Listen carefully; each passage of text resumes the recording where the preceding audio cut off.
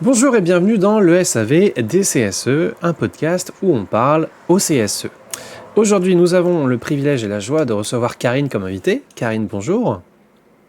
Bonjour Alexis, et je suis ravie d'être ici avec toi et les auditeurs. Je pense que nous aussi. Alors moi, déjà, je suis très ravi et on va pouvoir profiter un peu de ton expérience, de ton expertise sur des sujets qui touchent beaucoup le CSE. Et je te propose qu'on commence par répondre par la question que doivent se poser tous nos auditeurs. Mais pourquoi est-ce qu'on a invité Karine aujourd'hui? Qu'est-ce que tu fais, Karine, dans la vie? Qu'est-ce que c'est ton expertise en lien avec le monde du CSE? Avec le monde des CSE. Écoute, je forme énormément d'élus de CSE à ce jour. Je suis consultante et formatrice. Je n'interviens pas qu'auprès des CSE, mais on aura l'occasion de rééchanger sur le sujet. Mais parce que j'ai dans mon parcours, après 11 années, euh, pas du tout dans cette voie-là, mais en travaillant au sein de marketing de grands groupes, j'ai recherché un petit peu plus de sens. Et puis je suis tombée par hasard dans le monde des CSE où je vais en fait travailler pendant 14 ans. Je vais travailler pendant 14 ans dans le monde des CSE et ça va m'amener, et c'est ça qui est en plus très spécifique, à être des deux côtés de la table. C'est-à-dire, je vais accompagner les élus dans le dialogue social, mais je vais aussi être moi-même employeur, directrice, avec des élus à gérer.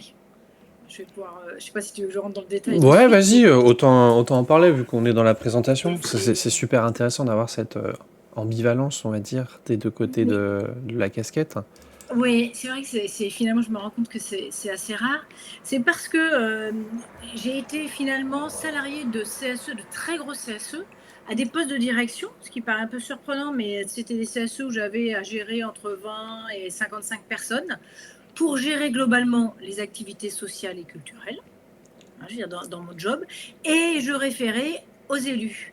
Mes boss, c'était les élus de CSE, Hmm. pour situer un petit peu. Donc, si je comprends bien, c'est les très grosses entreprises dans lesquelles les CSE ont embauché des salariés pour Ouais, les assister dans les différents dossiers qu'ils veulent travailler. Et toi, tu étais salarié d'un CSE, oui, et oui. dans cette mission, tu as été é- un peu dans une mission équivalente d'un cadre de direction ou d'un employeur, on va dire, presque, parce que tu as joué le rôle du président du CSE pour les salariés que vous aviez, c'est ça? Alors en fait, voilà, pour t'expliquer, c'est que comme dans nos structures, au sein même du CSE, on était plus de 11, j'ai eu à organiser des élections professionnelles. Dans mon dernier CSE, où j'étais en tant que directrice, employeur, on a organisé des élections professionnelles. J'avais des délégués, parce qu'en plus, c'était délégués syndicales et élus, des élus de CSE. Et donc, à ce titre-là, j'étais employeur avec mes élus de CSE sur la partie, en fait, j'ai toute la partie réclamation et puis finalement négociation des accords. Mhm. Donc là, j'avais la casquette employeur au sein même du CSE, mon CSE au sein du CSE. Mais la particularité aussi sur mon dernier poste, là, quand j'ai été directrice de ce dernier CSE, c'était dans l'univers industriel d'un grand groupe, hein, d'un établissement, mais d'un grand groupe du CAC 40. J'ai accompagné, ça c'est assez spécifique quand même à ce CSE, j'ai accompagné tous les élus dans le dialogue social et entre autres le secrétaire trésorier. Et donc j'ai participé à toutes les réunions de plénière avec la direction, avec les élus, donc sans être moi-même élue. J'ai assisté à toutes les réunions préparatoires et je faisais même le lien entre les élus, la direction pour remonter les questions, etc. J'ai accompagné le secrétaire lors de la fixation de l'ordre du jour avec la direction du site. J'ai par exemple cherché, quand ils ont fait appel à une expertise, les cabinets, je faisais ce travail. Je faisais le travail de clôture des comptes et le bilan annuel que présente le trésorier, je le réalisais. En fait, j'étais l'exécutante, on va dire, des élus sur tout le dialogue social, avec la chance de pouvoir assister à tout ce dialogue social. Donc, en assistant, là, cette fois-ci, les élus de CSE. C'est super intéressant et puis c'est des places où il y a beaucoup de formateurs qui aimeraient bien voir un peu comment ça se passe de l'autre côté de la barrière. Parce que, à moins d'avoir été élu dans une précédente mission, on n'est pas invité, nous, à Ouais, mais oui, mais à c'est pour ces ça que parties-là. c'est complètement atypique, tout à fait. C'est super intéressant. Ça m'entraîne une question Ouais. un peu tordue, hein, mais j'aime bien les questions un peu tordues. Euh, du coup, toi, tu étais salarié d'un CSE de moins de 50. Ouais. qui travaillaient pour un CSE de Alors, plus de 50. oui, c'est ça, tout à fait, excuse-moi, mais c'est ça, complètement. Du coup, en tant que salarié du CSE, vous n'aviez pas d'ASC? Alors, c'est une bonne question. C'est très. Dans mon premier. Alors, ça va dépendre des CSE dans lesquels j'ai travaillé. Typiquement, par exemple, le dernier, il nous donnait les mêmes droits que la grosse boîte, on va dire Ok. comme ça. Parce que, avantage, on n'avait pas. Donc, il nous donnait accès, c'était convenu comme ça, même si on n'était pas salarié, on va dire, de la grosse boîte, il nous donnait accès aux ASC de cette dernière. Par contre, dans un de mes, dans un autre CSE, là où j'ai travaillé très gros, celui-ci, là, on avait accès que, parce qu'on traitait une partie seulement des ASC de cette boîte, on va dire comme ça. Je veux pas. Eh ben, on avait accès, on avait le droit quand même à ces ASC-là, mais pas aux autres. C'était limité, effectivement. Tu vois, ça va dépendre des négociations de ce qu'il y a, mais c'était déjà un bel avantage. Bah, en fait, oui, mais c'est là où je me dis, parfois, ça doit être extrêmement frustrant parce que tu vas bosser avec des collègues. Au final, vous êtes collègues, même si vous ne travaillez pas vraiment pour le même employeur. Et puis, lui, il a accès à un avantage, je sais pas, un voyage, par exemple, aux Caraïbes. Et puis, bah, toi, tu te dis, bah non, moi, je l'organise, les voyages, mais je peux pas y aller. Mais je peux pas y Parce aller. que... Ah, bah, complètement. et, Exactement. et ça doit être particulièrement frustrant Alors, par rapport à ça. dans le dernier, si, on y avait accès quand même. Bon, ça, On c'est avait cool. accès. C'était sympa, oui. Et Tout puis à c'est fait. des beaux bonus que vous avez parce qu'en fait c'est pas du tout obligatoire de vous faire bénéficier de ça. Ah non, Et ah non. ça serait même entendable de dire bah, en fait non, ce ne sont pas des salariés de cette structure. Donc indirectement les pourcentages négociés sur la masse Bien sûr. salariale qui donnent les budgets bah, ne sont pas pris en compte par rapport à leur salaire à eux. Donc qu'est-ce qui justifie, si ce n'est une bonté d'âme, de vous en faire profiter quoi. C'était un vrai débat qu'il y avait régulièrement avec les élus parce qu'ils faisaient partie. Finalement, c'était un choix qui avait été fait, c'était un choix politique des élus de dire seront bénéficiaires, bah, bien sûr, les ayants droit classiques, les salariés voilà, et leurs familles, mais aussi du coup les salariés du CSE et les salariés de l'entreprise qui gérait la restauration d'entreprise. Mm. Par exemple, ça avait été un choix de dire, justement pour les fidéliser sur le site et autres, au bout d'un an, ils deviennent aussi ayant droit et ils accèdent au CSE, sachant que c'était un CSE, on était quand même, on va dire, favorisé, on avait 5% de la masse salariale Ouais, c'est pas mal. d'activités sociales et culturelles. Ça fait, en fait, c'était plusieurs millions. À chaque fois, dans toutes ces structures où j'ai été, on avait en budget de fonctionnement et de budget d'ASC plusieurs millions d'euros. Et ce qui est intéressant, et du coup, on va arriver sur un point en lien avec l'actualité. Aujourd'hui, il n'y a plus la notion de on attend que tu aies X d'ancienneté pour que tu puisses profiter Ouais, des ASC. Ça pose ouais, énormément de problèmes aux oui. élus parce que du coup, alors c'est pas vrai, hein, tu vas pas donner la même chose à tout le monde parce que tout le monde n'est pas là aux mêmes événements. Donc déjà, ça filtre. Mais il y a cette frustration de ah bah il vient d'arriver, on distribue à tout le monde, comme il est là, on doit lui donner. Et, Oui, euh, et ce que je trouve intéressant dans ce que tu as vécu, c'est qu'en fait, vous étiez bon, plus de 11 mais moins de 50. C'était combien de salariés au final alors moins de 50 dans mon dernier CSE, plus de 50 dans mon premier CSE. J'ai fait 2 CSE, là c'est 14 ans. On était même plus de 50 Bon, dans le on va premier. prendre 50 pour prendre le Non, cas le on plus va grand. prendre moins de Mais il y avait 50, combien de moins de salariés 50. en tout dans la structure de laquelle vous 25, dépendiez? à peu près 23, 25, ça dépend. Ok, mais je veux dire l'autre Ah, structure, la la grosse grosse structure, boîte. excuse-moi, 3 000, alors, dans la dernière boîte, 3500, là où j'étais directrice et que j'accompagnais, j'ai vu tout le dialogue social, parce que c'était un comité d'établissement. Donc c'était pour un site, on était 3500 sur le site. Mais j'imagine il y avait sûrement des accords entre les différents établissements qui vous permettaient au niveau des ASC de peut-être d'avoir une plus grande force de frappe pour les achats en termes de centrale d'achat ou pas du tout? On le faisait pas, non. On le Ok, centralisait pas. Mais honnêtement, on était déjà considéré grand compte. On faisait déjà plusieurs millions d'euros de budget chez des gros tours opérateurs, par exemple, ok. de dépenses de chiffre d'affaires. Donc, si je fais simple, on va dire 35 pour 3500, ça fait 1%. Ça veut dire qu'en gros, vous représentiez peut-être même moins d'1%, puisqu'on le rajoute Ouais. au total, moins de Ouais. 1% de la population. Bénéficiaire. Et ce qui fait que lisser sur l'ensemble des personnes, bah, c'est presque négligeable la différence. Ah, mais clairement. Ouais, ouais. Et de la même façon, je pense que aujourd'hui, il y a des gens qui sont frustrés parce qu'ils vont donner quelque chose à des gens qui pour eux ne le méritent pas, alors que le pourcentage, au final, lycée. Enfin, moi, souvent, je fais des calculs et ça revient Ouais. à l'équivalent d'un kebab sur l'année, tu vois. Et puis c'est pas. Non mais puis vu les budgets. Bah, Excuse-moi. En ça fait, on dépend des avait. boîtes, hein. Il y a des, enfin, Tout à fait. toutes les boîtes n'ont pas les mêmes budgets et il y a des boîtes sur lesquelles c'est beaucoup plus serré.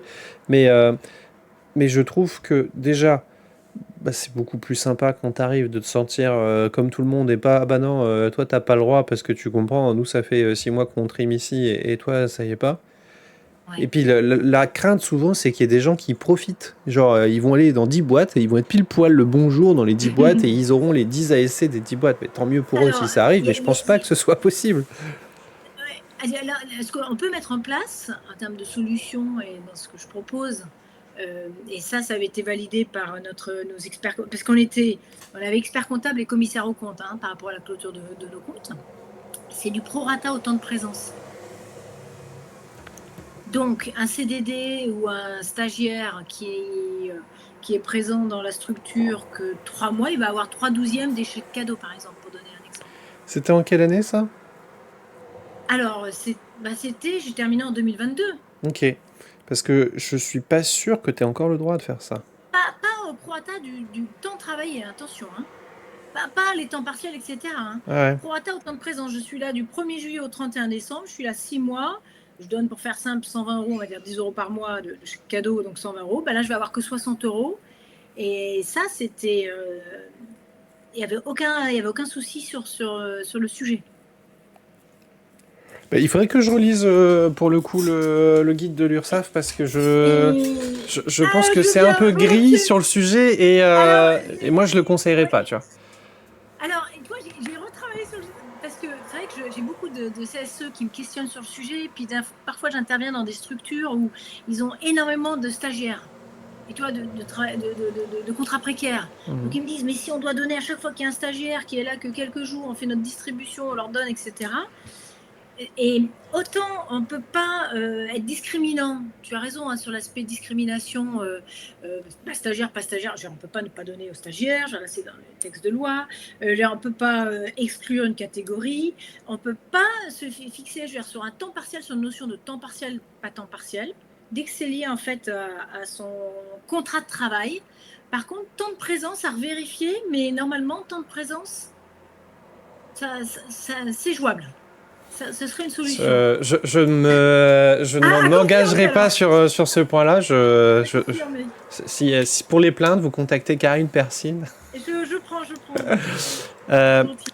mais en fait, enfin, même si on reprend le stagiaire, déjà, si tu distribues un jour et que tu as eu 100 stagiaires dans l'année, bah, il n'y aura pas les 100 stagiaires ce jour-là.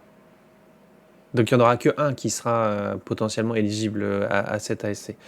Enfin, s'il y en a plusieurs le même jour, c'est que tu as plus de besoins. Mais je veux dire, s'il y en aura un qui sera là. Si c'est un stagiaire non payé, bah, effectivement, il n'y a pas de changement dans la masse salariale. Par contre, maintenant, si tu Ouais. prends des salariés qui sont payés, et si tu as eu les 100 salariés qui sont payés, bah, en fait, leur pourcentage est inclus dans la masse salariale et donc inclus dans les... alors, 5% dans le cas que tu nous as raconté, mais généralement, c'est Ou plutôt suivant 1 ou 2. 0, ouais, voire 0,4. Je croise beaucoup de structures où ils ont à peine 0,4, 0,5 souvent de budget d'ASC. Ouais. Et ce que j'amène derrière comme raisonnement, c'est que, en fait, on est quand même, alors, je veux dire ça un peu violemment, mais on est un peu des gros rats dans le CSE. C'est-à-dire que les avantages qu'on a, ce sont de la tolérance administrative. En gros, c'est une niche fiscale. On est en train d'optimiser comme des fous une niche fiscale pour permettre d'augmenter le pouvoir d'achat des salariés. Et c'est excellent. Mais du C'est coup, une redistribution, ouais. on est Oui, c'est une extrêmement redistribution, tout frustré à fait. d'accepter de perdre une partie d'un truc qu'on n'a pas le droit, mais qu'on tolère qu'on fasse. Non, mais alors, non, je souris parce que c'est des vrais sujets que j'ai souvent avec les élus. Euh, voilà, c'est variable. Sur l'aspect, entre autres, c'est pour ça que je parlais des stagiaires, parce que j'ai vraiment des élus qui me disent, bah nous, voilà, les stagiaires, et j'en dis, c'est ceux qui ont le plus besoin, puisqu'ils ne gagnent pas, ils n'ont déjà pas énormément. Bah oui, mais ils ne veulent pas distribuer, par exemple, aux stagiaires, ou ils ne voudraient pas avoir voilà, à redonner aux stagiaires. Donc, ce sont des vrais sujets. En tout cas, c'est politique, puisqu'on peut moduler l'aide par rapport aux revenus. Donc, c'est un choix aussi qui est fait par les élus, et c'est des vrais sujets. Moi, le moment qui était le plus tendu au niveau du CSE et des élus, c'était le moment budgétaire où on décidait de qu'est-ce qu'on va mettre en place, qu'est-ce qu'on va redistribuer, qu'est-ce qu'on va proposer aux salariés de l'entreprise l'année prochaine. Et c'était le moment où il y avait le plus de tension, parce que pas les mêmes orientations. Dès qu'ils veulent favoriser la famille, le départ en vacances, d'autres qui veulent plus aider sur plus de pouvoir d'achat, d'autres le sport, d'autres le culturel, d'autres les fêtes. Et c'était toujours le moment finalement le plus tendu. Et c'est vraiment des décisions, qui sont politiques. C'est des décisions qui sont à prendre par les élus. C'est eux qui restent décisionnaires de qu'est-ce que l'on fait, comment on redistribue cet argent dans le cadre des activités sociales et culturelles. Ouais. Alors après, je pense que c'est plus facile en fonction du pourcentage que tu as. Parce que quand tu as un grand pourcentage, tu atteins rapidement les plafonds des exonérations sur les chèques cadeaux, on va dire. Vas-y, dis-moi qu'il y a un truc que les élus font. Oui, parce que pour te dire, on n'a même pas... on a distribué des chèques cadeaux que très tardivement, on ne donnait même pas de chèques cadeaux, alors qu'on pouvait donner on avait une moyenne de 2 000 € de redistribution par personne, par exemple. Et ben, on ne donnait pas de chèque cadeau, et on redonnait en chèque vacances, sous forme d'aide au sport, à la culture, sous d'autres formes. Et qui ne sont pas limités pour le coup, dans ceux que tu as cités. Exactement. C'est pour ça que... Mais par contre, qui sont limités dans l'utilisation. Tu penses à quoi là, le chèque culture, c'est fait pour la culture. Les chèques vacances, il faut que tu ailles chez un commerçant qui accepte les chèques vacances. Tout à fait. Après, c'est l'argent. Après, tu as raison. Tu peux pas tout faire avec ces avantages. Ah oui, bien sûr. Et c'est encore une fois très bien, parce qu'à la limite, c'est des choix politiques. Si tu veux mettre en avant la culture, tu vas encourager les personnes à acheter des choses avec de la culture. Après, je sais qu'il y a toujours des enseignes où tu peux un peu bidouiller, et il y a des trucs culturels qui passent en culture. C'est pas forcément ce à quoi tu aurais pensé, mais c'est pas le but. Chacun gère ses budgets comme il veut, et puis au final, c'est quand même de l'argent qui finit officiellement dans les caisses qui correspondent à la bonne entité, mais parfois il y a des petites écritures comptables entre les deux. Tout ça pour dire au final que soyez peut-être moins attachés court terme à l'argent que vous allez avoir ou distribuer, et peut-être intéressez-vous plus aux conséquences dans l'ambiance que ça va donner dans l'entreprise. Alors, moi, par exemple, je suis très attachée, il reste complètement libre, mais je trouve que dans le rôle du CSE, je suis un peu à l'ancienne, entre guillemets, quand je dis ça, mais il y a effectivement donner plus de pouvoir d'achat, l'accès à la culture et autres, mais c'est aussi créer du lien, faire du collectif. Je trouve que ça fait partie, moi j'aime bien, je trouve que ça peut faire partie, alors ça va dépendre de la configuration de l'entreprise, s'ils sont sur différents sites et autres, mais quand ils sont sur un même site, j'ai tendance à préconiser à faire aussi du collectif.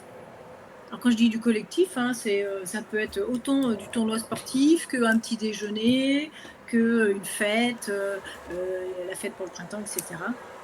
Et je trouve que ça fait partie aussi du rôle du CSE, mais c'est très personnel. Et c'est très variable selon les élus. Et selon les entreprises, parce que c'est souvent ce que je dis en formation, tu peux avoir une population. Alors je vais être très cliché, et je sais qu'il y a des exceptions, mais je pense que ça représente un gros pourcentage. Si tu as beaucoup des jeunes, comme moi, et toi, il faut faire des compliments dans la vie. Mais voilà, tu vois, les dernières générations, en gros, eux, ils viennent au travail. Ce qu'ils attendent du deal, c'est je bosse, j'ai mon argent, je repars. Et ils ne cherchent pas forcément le lien du travail comme un lien social, comme on pouvait l'avoir avant. Et je sais pas si tu as déjà entendu parler du concept de troisième lieu. Alors, pas forcément sous cette forme, non. En gros, alors c'est peut-être une approximation, corrigez-moi dans les commentaires si j'ai pas les bonnes expressions, mais souvent, tu vois, tu as ton premier lieu, ton lieu de vie, ton deuxième lieu, ton lieu de travail, et puis tu as un troisième lieu qui est un lieu un peu social. Typiquement, tu vois, c'est les parcs, c'est dans les quartiers, tu peux avoir un café, et puis tu vas boire un verre dans un café, tu vois, c'est les endroits où tu te retrouves ni pour y vivre, ni pour y travailler. Et je pense que la jeune génération, le travail, n'est absolument pas un endroit où tu as envie de passer du temps en dehors du travail. Ce qui, à mon sens, est moins le cas dans la génération peut-être de mes parents et un peu plus vieux, que là, le travail, c'était aussi un vecteur social de faire des connaissances, de partir ensemble en vacances dans un voyage.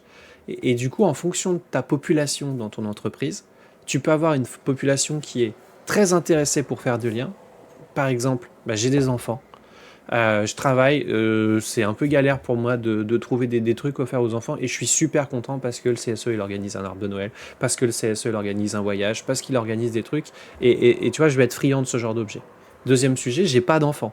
Et donc quand le CSE dépense de l'argent pour ce genre de sujet qui moi m'impacte pas, je suis un peu dégoûté parce que je dis bah c'est bien mais ça sert à rien. Moi ce que je veux c'est que l'argent revienne dans ma poche parce que on a un CSE et puis de toute façon je me plaindrai tout le temps parce que ce que je veux c'est avoir de l'argent et en même temps avoir des sorties et avoir des trucs pas chers et des places de ciné, sauf qu'à un moment le budget permet pas de tout faire.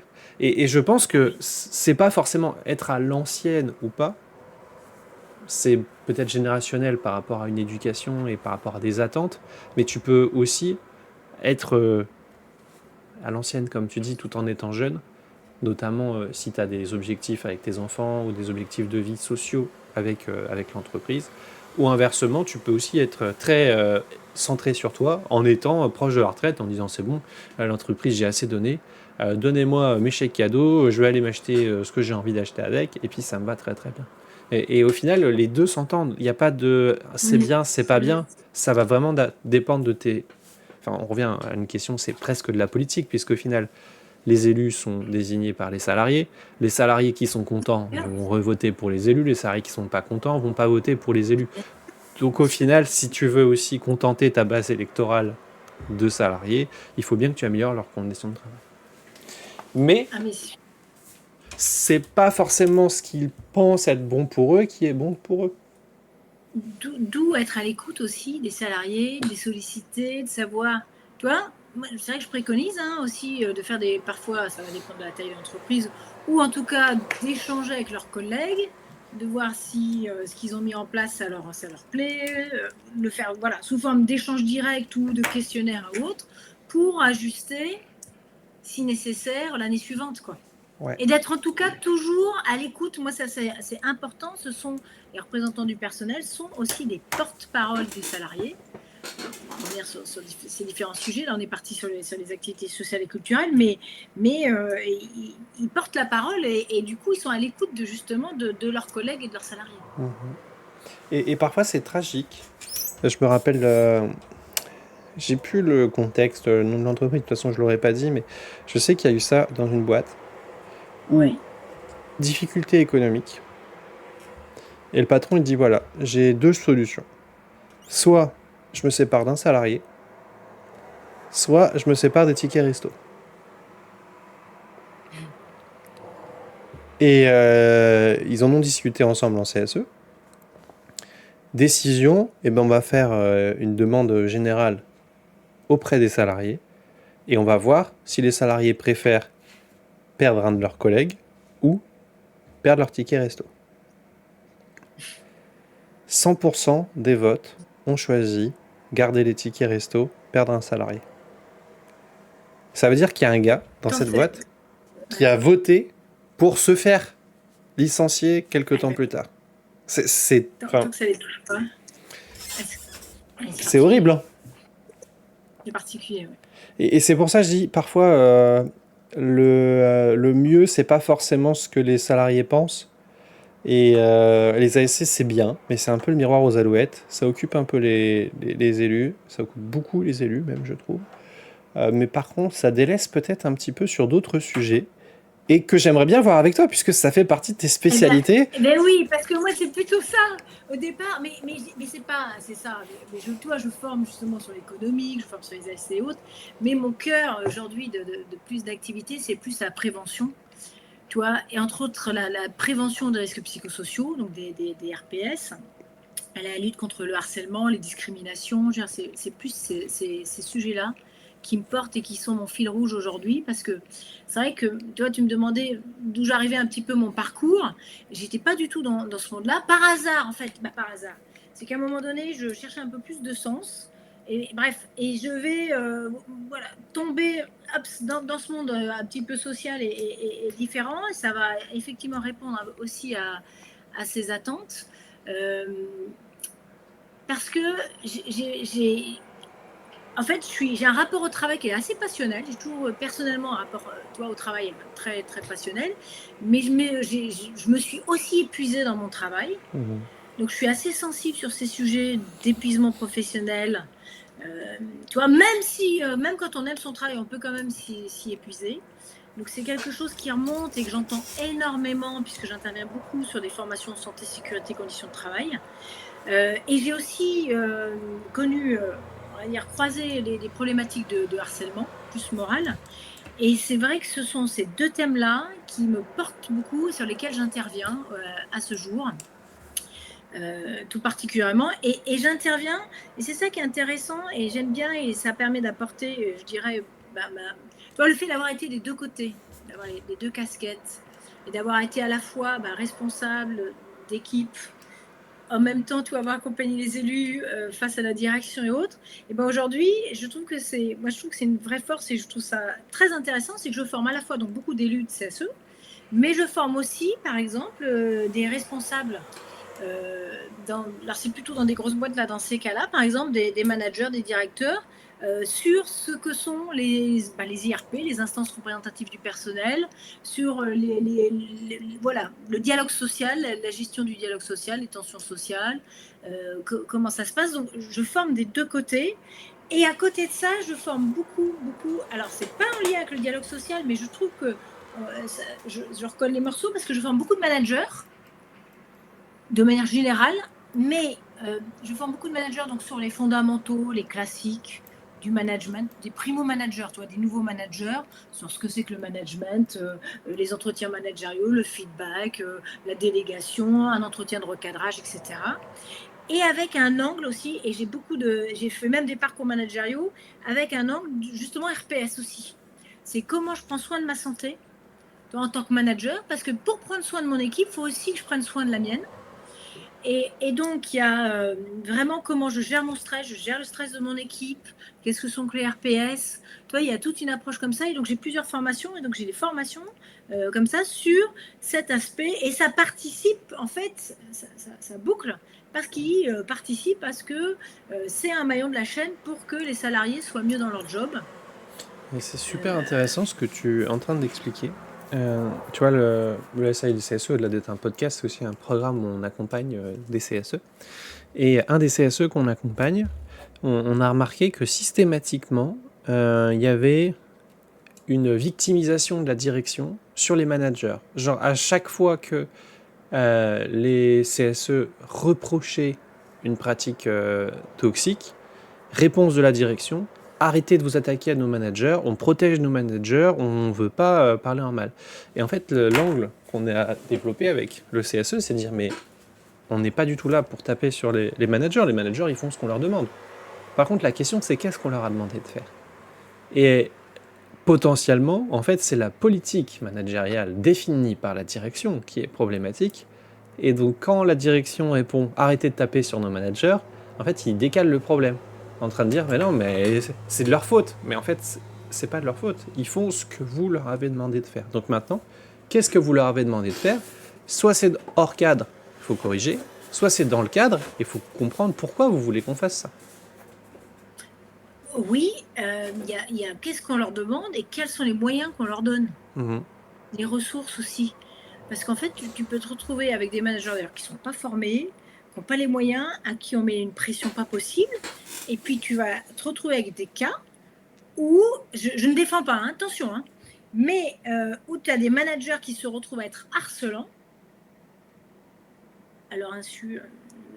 Mais tu sais, il peut ne pas y avoir au niveau du code du travail l'intention, c'est-à-dire que les effets suffisent. Et donc un manager au niveau harcèlement moral, qui, parce qu'il a la pression d'en haut, il a le poste, finalement on l'a pas dégagé de son opérationnel, il en a de partout, ça déborde. Et il est maladroit, hein, je dis pas le contraire. Et il va mal s'y prendre avec ses collaborateurs. Et puis il va être ce qu'on appelle faire du micromanagement, toi, hyper contrôlant derrière, machin, mettre la pression haute et donner la boule au ventre à ses collaborateurs. Et ben il se retrouve à être harcelant, sans que ça soit volontaire au départ. Oui, oui, mais Par exemple. Et ça, c'est des cas qu'on croise souvent. mais c'est pas forcément de défendre, hein. Le manager, je suis assez d'accord avec toi et je pense que la plupart des élus avec qui on travaille, ils sont aussi alignés sur ça. Notre but, c'est pas dire vous êtes tous pourris et vous faites mal votre job. C'est plutôt de trouver des solutions pour Ah résoudre ces oui. problèmes-là. Et du coup, une des solutions que je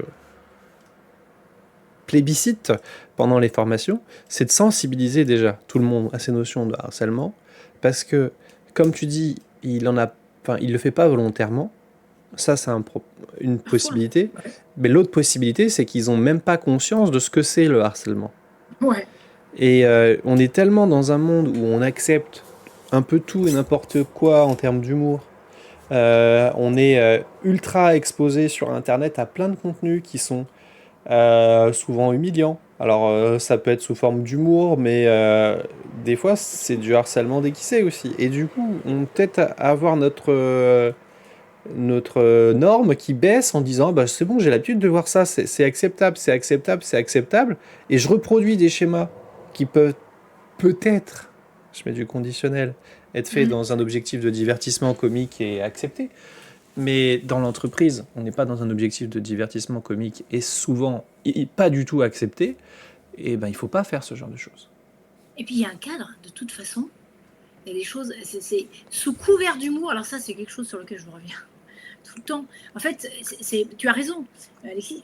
La sensibilisation et mettre à niveau, entre guillemets, quand je dis mettre à niveau, mais que les personnes prennent conscience. Toi, c'est pour ça que j'aime bien. J'interviens sur ces sujets-là, j'interviens et je forme par exemple les référents, les deux. Le référent, c'est les référents du CSE, puis le référent côté direction aussi, quand il y en a là, plus de 250. Je forme donc les référents harcèlement sexuel et agissement sexiste, mais je fais aussi des sensibilisations. Et des sensibilisations, c'est vraiment souvent, c'est sous la forme d'un atelier, d'une demi-journée. Partie collaborateur et manager, souvent on distingue, et il n'y a pas tout à fait les mêmes messages parce qu'on sensibilise et en fait on apprend, on aide aussi les managers à détecter les signaux, tu vois, voilà, et être vigilant et à reprendre aussi leurs collaborateurs, à ne pas laisser passer. Et cet aspect d'humour, mais c'est terrible parce que c'est la bonne excuse, sous couvert d'humour. Eh ben, je discrimine, je me permets, je m'autorise à dire des choses qui sont finalement, tu as raison, dégradantes, humiliantes, etc. Et à des personnes qui n'en ont pas conscience. Tu as raison. Je vois des réactions. Le nombre de fois après où j'arrive quand je suis sur les agissements sexistes, etc. Ah oui, bon, on ne peut plus rien dire. Et puis maintenant, on ne peut plus draguer, on ne peut plus rien faire. Non, non, non, non, non. Le harcèlement, les agissements sexistes et la séduction, c'est pas la même chose. Je leur explique bien les différences. Il faut vraiment prendre conscience de ce qu'il y a derrière. Et en fait, je le fais sous forme, justement, je sais que c'est quelque chose que tu apprécies, j'entendais dans tes différents épisodes. Toi, beaucoup sous forme de jeu. Sous forme de jeu, de scénette, de mise en situation. Et pour qu'on se rende compte, et là c'est quoi et je l'ai fait travailler, c'est intéressant, je l'ai fait travailler sous forme de sous-groupe derrière, et ils se rendent compte, et souvent il y a quand même un décalage générationnel. On parlait tout à l'heure de génération. Sous forme de sous-groupe, où là il y a certains qui disent oh, ben ça c'est rien, ça peut passer, puis des jeunes qui disent ah non, non, mais ça c'est non, c'est inacceptable. Et on voit déjà qu'il y a des perceptions différentes, donc c'est très marrant parce que j'ai fait travailler comme ça sous sous-groupe et j'en fais faire une restitution par groupe, mais ils ont déjà du mal, et de voir, voilà, et j'aime leur donner des cas qui sont toujours un peu borderline pour qu'ils se positionnent. Là, est-ce que on peut le faire, on peut se le permettre, pas se le permettre, est-ce que c'est de l'agissement sexiste, pas d'agissement sexiste, qu'est-ce qu'on peut faire, comment on peut agir, parce que l'idée c'est toujours de détecter, tu vois, ça va être en fait, c'est de pas fermer les yeux. Moi, mon objectif aujourd'hui, c'est de prévenir, que les gens prennent conscience qui ne ferme pas les yeux, qui doit d'agir, de faire remonter, d'agir et de faire cesser ces agissements qui ne sont plus acceptables, quoi. Exactement. On est des professionnels au travail et il faut pas l'oublier, quoi. On va pas dire bah, je vais mettre un nez rouge et puis me peindre le visage en blanc et puis parce que je vais faire une blague. C'est pas le rôle d'un professionnel, à moins de travailler dans un cirque, mais c'est pas ce qu'on attend de nous en tant que professionnels. Bah, parfois, il y a des blagues sexistes, discriminantes, peu importe, mais c'est un peu comme si d'un seul coup on se déguisait en clown et puis on commençait à amuser la galerie, mais c'est pas pour ça qu'on est payé, c'est pas pour ça qu'on est dans l'entreprise. Surtout si ça fait souffrir des personnes. Mais exactement, l'humour doit pas être au détriment de telle ou telle personne. Oui. Si qu'on fasse de l'humour, on peut, parce qu'on me dit on peut plus faire de blagues, on peut faire une blague, je veux sûr, mais pas de l'humour au dépend d'une personne ou d'un collègue. Par exemple. Non, mais t'as raison. Il y a un artiste que j'aime beaucoup qui est de Caen. Dans une de ses chansons, il dit garde tes vannes dans un coin de ta tête, ça ressortira pour une chanson ou pour un texte. Mais en gros, il explique que ça sert à rien d'être méchant avec les gens pour faire rire et que bah, tu vas juste créer de la souffrance autour de toi et qu'un jour ou l'autre, tu vas te la reprendre, quoi, cette chose. Et bah, nous, c'est ce qu'on veut éviter en tant que CSE. Complètement. Et c'est pour ça que je trouve que ça me permet aujourd'hui, dans mon activité, d'œuvrer pour ça, parce que à la fois, c'est de sensibiliser les managers dans leur pratique, et tu vois, pour qu'ils aient des, entre guillemets, quand je dis bonne pratique, mais tu vois, qui sachent agir sans être, voilà, qui sachent faire et qui sachent aussi détecter les signaux, qui soient vigilants, qui ne stressent pas leur équipe, etc. Tu vois, il y a l'aspect management. Et en même temps, les élus de CSE, parce que de par leur rôle, ils tirent la sonnette d'alarme, tu vois, ils ont ce devoir d'alerte. S'il y a des choses qui ne conviennent pas, qu'ils ne laissent pas faire, je veux dire, c'est qu'ils arrivent à détecter les signaux. En fait, mon but, c'est que tout le monde arrive à détecter les signaux pour pouvoir stopper, agir, faire en sorte de. Quoi. Mais c'est super important parce que souvent, bon, quand c'est clair, il n'y a pas de débat. Si quelqu'un met une main aux fesses à quelqu'un, il n'y a pas de débat. C'est caractérisé, c'est très simple. Et du coup, il n'y aura pas d'hésitation.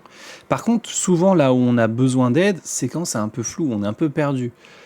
C'est une remarque, ok, qu'est-ce que c'est? Il l'a fait à différentes personnes, il l'a fait à des hommes, il l'a fait à des femmes, mais elle en souffre, puis l'autre, il n'en souffrait pas. C'est un peu sa personnalité. Et du coup, c'est là où les élus ils sont perdus. Et je trouve que c'est bien, du coup, d'avoir des situations, et je plébiscite le jeu de rôle, en tout cas, comme outil pédagogique, mais particulièrement dans cet objectif-là, de faire des scènes et de chercher à comprendre comment se passent les choses. Je me rappelle j'ai vu sur YouTube, je n'ai plus le nom, mais c'est un groupe, une troupe de comédiens qui font des sensibilisations comme ça sur le harcèlement dans les écoles.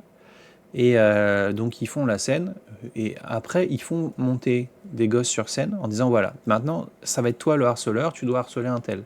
Et puis après ils prennent et le gosse il dit bah, sur cette scène-là ça va être toi la victime. Et puis il pose des questions, comment tu t'es senti?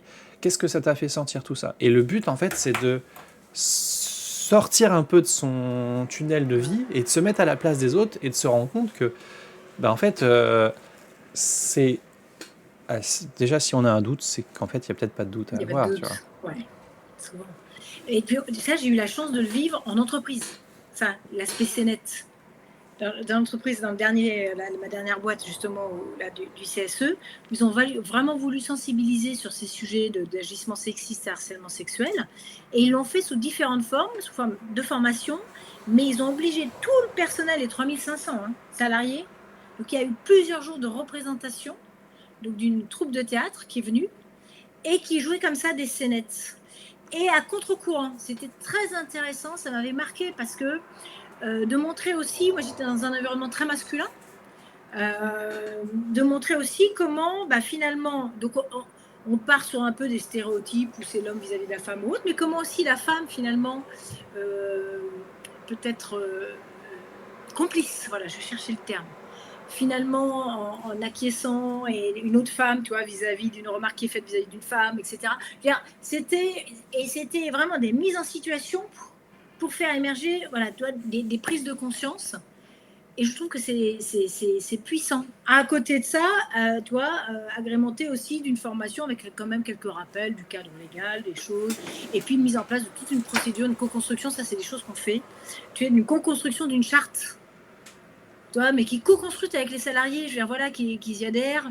En fait, moi, c'est des sujets sur lesquels, l'objectif c'est vraiment de ressortir avec du concret. Et pas que du... Pardon, parce que c'est des choses qu'on peut voir, j'allais dire du greenwashing. Tu vois, c'est aussi un effet de mode et qu'il y a certaines structures qui vont mettre ça en place ou autre, mais c'est vraiment avec du concret aussi, où vraiment il y a des prises de conscience, qu'il y ait des procédures d'alerte et qu'elles aillent jusqu'au bout, qu'il y ait des enquêtes et pas des semi-enquêtes, etc.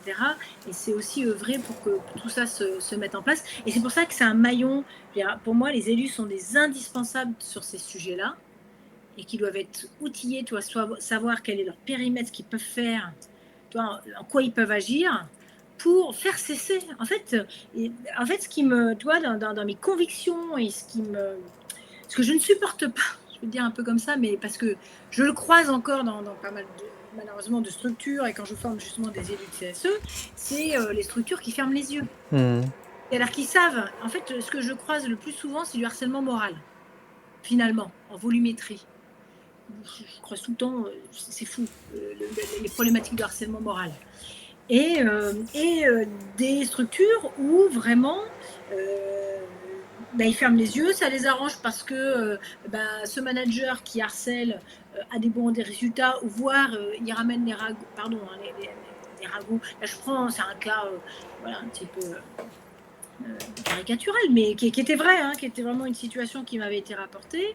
Mais derrière, dans toute son équipe, les gens étaient en arrêt, c'était une catastrophe, il y avait de la souffrance au travail, et la direction préférait fermer les yeux parce que voilà, ils y trouvaient certains avantages. Et ça me, tu vois, pour moi, il faut vraiment œuvrer, et tous, direction, RH, on a tous à y gagner, et les structures ont bien sûr, c'est pour ça quand je forme sur les RPS ou je sensibilise sur les RPS, on le voit et ça a été démontré par les études que ça améliore les résultats de l'entreprise. Bien sûr, c'est les bénéfices de la prévention de toute façon.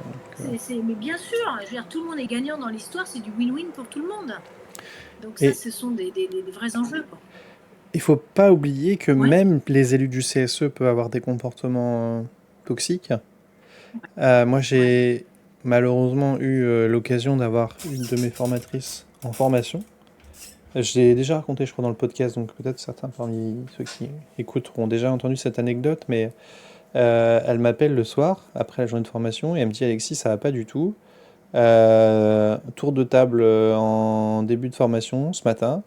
Et puis un des élus qui me dit: ouais, dans une autre situation, c'est vous qui serez assis sur mes genoux. Formation SSCT. Donc t'es un représentant du personnel, t'es formé sur un sujet de prévention, et tu sors une dinguerie comme ça. De ce genre, complètement. Ça donne le ton. Mais c'est impensable. Et du coup, ce qu'on a fait, on a restructuré un peu les modules, et je lui ai dit: bah, demain, tu commences par le module sur le harcèlement, parce que il faut qu'ils comprennent que ce qui a été fait est pas normal. Donc du coup, elle fait ça. Ouais. Et après, pendant toute la formation, il y a eu un espèce de blocage de l'équipe contre elle, où il lui mettait la misère. Dès qu'elle disait un truc, il fallait qu'elle justifie tout. Ah, c'est écrit où dans le code du travail? Pourquoi il y a ça? Pourquoi il y a ça? Pourquoi il y a ça? Ils lui ont mis la misère pendant toute la fin de la formation. Parce que elle avait osé s'attaquer au mâle alpha du groupe qui avait eu un comportement inacceptable. Ouais. Et moi, c'est repérage, tout de suite. Hein. C'est gentiment, mais là, voilà, ça, c'est typiquement, voilà, on est dans l'agissement sexiste, demander, ça, c'est typiquement, c'est caractérisable. Tu vois, rentrer en jouant, mais faire comprendre que c'est pas acceptable, quoi. Et donc, j'imagine que s'il fait ça avec une formatrice jour 1, c'est quelqu'un qui facilement fait le même genre de choses dans son quotidien. Évidemment, tu as raison, même pire. Mais j'ai déjà eu à intervenir, c'est vrai qu'on m'a déjà appelé pour intervenir, pour faire des sensibilisations harcèlement, agissement sexiste dans des structures. J'ai déjà eu une fois un souci où c'était le référent harcèlement du CSE qui posait problème, par exemple. Oui. vois, j'ai déjà eu ça. Typiquement, c'était des cadres dirigeants donc, qui étaient intouchables. Bref, des circonstances où les personnes étaient intouchables, on savait que dans leur comportement, ça n'allait pas. Donc, bah, c'était de remettre une couche, tu vois, de sensibiliser tout le monde, mais voilà, d'avoir aussi ces personnes-là. Mais c'est pas évident. En tout cas, c'est essayer de faire prendre conscience. Après, pour certaines personnes, il faut aller un petit peu au-delà. Hein. Et c'est pas, il faut. Il faut. Alors là, il y a des contextes qui font que voilà, la direction était un peu coincée, mais il n'empêche, sanction disciplinaire. Je sais que dans un contexte, il y a une entreprise, ils avaient fait appel à un juriste pour expliquer à la personne les risques quand même juridiques qu'elle prenait, cette personne-là. Mmh. Parce que si la personne va porter plainte, etc., on part en pénal. Voilà, pour faire prendre conscience des limites Bah, tu de comportement. as utilisé un mot et moi je me bats contre ça. Donc, tu as dit il y a des personnes qui sont intouchables. C'est pas entendable comme propos. Alors, c'est la réalité hein, dans certaines entreprises, mais c'est pas entendable comme raisonnement. Et j'ai eu la chance dans les formations de travailler avec des super employeurs et notamment un que j'ai accompagné sur ces thématiques-là. Et il m'a dit, mais Alexis, ils étaient 2 patrons dans la boîte, tu vois, genre 2 associés. Et il me dit, mon associé, je m'entends très bien avec lui, ça fait 20 ans qu'on bosse ensemble, bah forcément, notre but c'est de continuer que la boîte tourne. Mais si un jour, il fait un truc comme ça, jamais de la vie je vais le couvrir et risquer de faire de la prison. Et en fait, je pense que tous les gens qui sont intouchables, derrière, c'est un patron qui n'a pas compris que s'il y a un problème, c'est lui qui va payer. Et ça, c'est dramatique parce que, en gros, il ferme un peu les yeux parce que la boîte comme ça tourne, les chiffres, ils rentrent, ça lui va. Mais le jour où il y a une situation qui est tragique, alors bien évidemment, le manager toxique, il va chercher, il va prendre. Mais lui Mais aussi, en tant qu'employeur, qui savait et qui n'a rien fait, mais il va se faire dégommer. on peut, bien sûr. Et là, il y a des cas qui remontent, hein, le harcèlement d'ambiance, etc. Là, ça remonte hein, en ce moment. Il y a des choses qui remontent et enfin, ça fait bouger les lignes. Tu as raison. J'ai vraiment vu un cas, pour te donner un exemple, d'une problématique dans un service où les gens étaient, j'allais dire, terrorisés. En fait, il y avait des problématiques de harcèlement moral. Et donc, et c'était de la part du grand directeur. Et les gens étaient comme ça, personne ne voulait témoigner, c'était l'omerta, mais en même temps, eh ben, il y avait du turnover, de l'absentéisme, tu vois, les signaux d'alerte étaient là, et on n'arrivait pas à faire évoluer, et les élus n'arrivaient pas à faire évoluer la situation. Eh ben, ils ont eu recours à une expertise pour risque grave. Et donc, il y a un cabinet qui est venu, qui a fait une enquête, qui a certifié ça. Je trouve ça très intéressant parce qu'il a garanti l'anonymat aux personnes qui ont osé en fait témoigner alors qu'elles n'osaient pas. Tu vois, ça a permis en fait de libérer la parole. Alors, le cabinet n'est pas en mesure de qualifier, parce que c'est pas dans son rôle, si c'est du harcèlement, le terme, hein, mais à qualifier, voilà, de manière similaire en disant que bah oui, il y avait des problèmes de violence interne, de violence, etc. Et ça a été mis sous le nez de la direction qui a dû agir. Tu vois, ça a permis, c'est vrai que je cite souvent cet exemple, mais parce que vraiment, pour l'avoir vu, ça a permis de faire bouger quelqu'un qui était un peu indéboulonnable au départ. Ah bah, Tu parlais de ça. Ouais.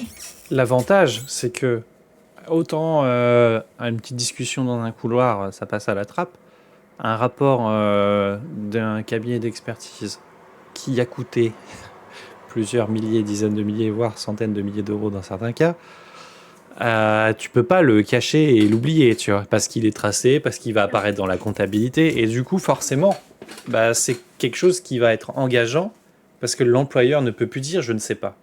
Il sait. Et s'il dit je ne sais pas ou je n'agis pas, bah, ça équivaut à ok, j'accepte, et puis le jour où il y aura un problème, bah, je prendrai les responsabilités. Mais normalement, tu fais pas ça quand tu es un employeur. Complètement. Donc c'est vrai que ça, par exemple, c'est un vrai levier. Mais oui, et donc j'entends bien, je suis bien d'accord avec toi, hein, que personne ne devrait être intouchable. Mais je peux te confirmer que malheureusement, je le croise encore et je l'entends encore Oui, oui, régulièrement, c'est quoi. c'est Je pour pense ça que que je dis tu dois c'est une l'entendre, tu réalité dois du l'entendre. terrain, mais c'est pas acceptable Ben oui, de l'entendre. mais bien sûr. Karine, on approche doucement Mais de la fin de notre oh là heure là, d'échange ensemble. déjà, Je t'avais dit que ça allait passer super vite. J'aimerais bien ouais. poser une question que je pose à tous mes invités. Je ne sais pas si, comme moi, tu t'es fait la réflexion, mais on est sur des années de renouvellement là, de mandat, qu'il va y avoir des élections. Certaines ont déjà eu lieu depuis, on va dire, Oui. le milieu de l'année, là, ça commence pas mal. Donc, normalement, on va avoir des nouveaux élus. Quels sont les conseils pratiques que tu donnerais aux nouveaux élus? Alors, tu peux parler, on a parlé des ASC, tu peux pas aborder ces sujets-là, tu peux parler de nos formations sur les managements, tu peux parler de harcèlement, tu peux parler de risques sur le burn-out, tout ça. Enfin, sens-toi libre d'exprimer un peu ce que tu veux et puis donne un petit peu des conseils très pratiques pour que derrière, on puisse À des partager nouveaux ça. élus. C'est plutôt orienté vers les nouveaux élus parce que Ouais. les élus qui ont déjà eu des formations, je pense qu'ils ont une certaine expérience et rapidement, en 2-3 minutes, on va peut-être leur apporter moins de valeur. Ceci étant dit, s'il y a des anciens élus qui ont des problématiques et qui ont envie de travailler avec Karine, n'hésitez pas à contacter là. Si vous n'avez pas son contact, m'envoyez un message et je vous enverrai ses coordonnées, il n'y a aucun souci. Non, mais sur des nouveaux élus, alors sans faire de la promotion, mais la première chose, le nombre d'élus que j'ai qui me disent, mais si on avait su, on se serait formé plus tôt, c'est se former. Et c'est vraiment se former, et vraiment, il y a les deux formations. C'est-à-dire qu'il y a la formation économique, vraiment sur les prérogatives, les missions, comment ça fonctionne, avec tous les aspects, parce que le nombre de pièges dans lesquels ils peuvent tomber, sur la rédaction du PV de l'ordre du jour, la fixation de l'ordre du jour, la manière dont ça fonctionne, les consultations, le nombre de CSE que je vois qui ne sont pas consultés. Donc, c'est de savoir, de connaître le périmètre pour qu'ils sachent effectivement quelles sont les obligations légales de l'employeur, qu'est-ce qu'ils peuvent faire, quel est leur périmètre, qui comprennent en fait, voilà, je veux dire, toute la dimension, parce que ce qui les stresse en même temps, quand on les forme, souvent, je ne sais pas si tu as la même chose, mais s'ils me disent, mais il y en a tellement, je dis, vous n'allez pas tout faire, et vous inquiétez pas, vous ne pouvez pas tout faire, donc c'est aussi de se répartir des tâches, et c'est de prioriser, mais c'est de repartir avec une tâches, mais c'est de se rendre compte de leur, tu vois, du spectre, de pouvoir. En fait, ils ont une certaine, je sais bien que c'est pas forcément équilibré, mais ils ont une capacité Bien d'agir, je vais le sûr. dire comme ça. Ils ont une Et, capacité d'agir, oui, excuse-moi, vas-y. et je suis hyper d'accord avec toi. Vous ne pouvez pas tout faire dans un mandat ou même dans plusieurs mandats. Et penser tout faire, ça veut dire ne rien faire. Et souvent, je prends l'exemple du document unique.